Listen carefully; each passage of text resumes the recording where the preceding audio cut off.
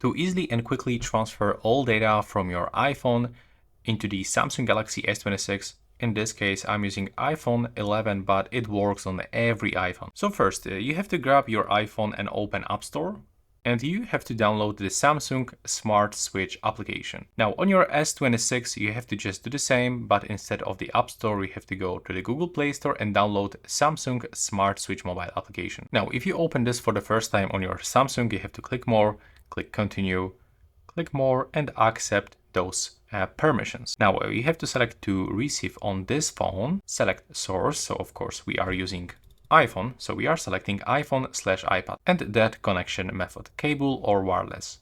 I will actually go for the wireless. In my opinion, is the fastest way. So now we can put back our S26, and on our iPhone we have to just do the same.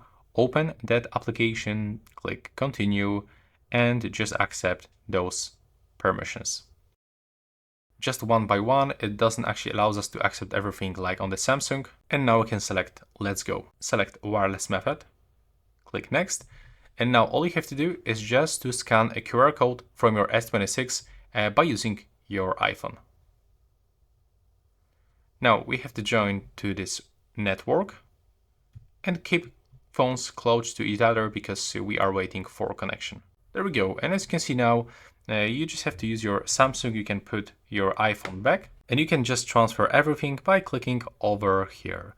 If you want to select some specific things, for example, only some videos, you can just go for it and select specific video clips that you want to transfer.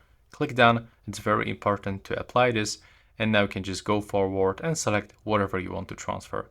Now click transfer and you have to keep the phones next to each other. And now as you can see, that's finished, so we can close this on the iPhone, and we have to wait for this updating process on our Samsung Galaxy S26. So it will take around a few moments. Now as you can see, the transfer is complete. We have to click done, click next again, click done,